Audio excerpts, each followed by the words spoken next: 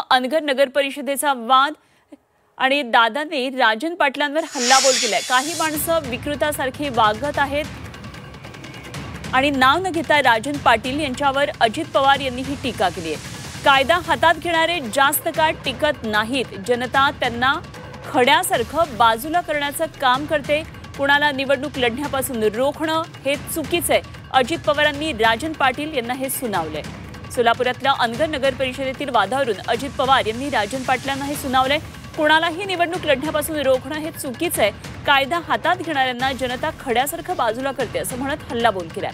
उज्ज्वला थिटेंच्या नगराध्यक्षपदाच्या उमेदवारीवरून झालेल्या राजकारणावरून अजित पवारांनी शेलक्या शब्दांमध्ये सुनावले।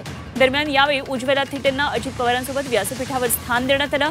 दौऱ्यावेळी उज्ज्वला थिटे यांनी हेलिपॅडवर अजित पवार यांचं स्वागत केलं होतं। मित्रांनो, मागास साहित्य प्रत्येकाचा काळ असतो। याही जिल्ह्यामध्ये काही विषयी मोठ्या प्रमाणावर वेगवेगळ्या गोष्टी चालल्या। इतर भगिनी उज्ज्वला तिथे बसलेल्या आहेत, त्यांच्यावर कशा प्रकारचा प्रसंग आला तुम्ही बघितला। आज समाजामध्ये काही माणसं अक्षरशः विकृती असल्यासारखं वागतात, हेही आपण ओळखलं पाहिजे।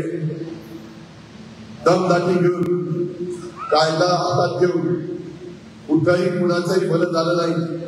आजपर्यंत बघा, प्रत्येकाची उदाहरण द्या, कधी ना कधी तो फुगा फुटलाय आणि नंतर त्यांची वाट लागलेली आहे।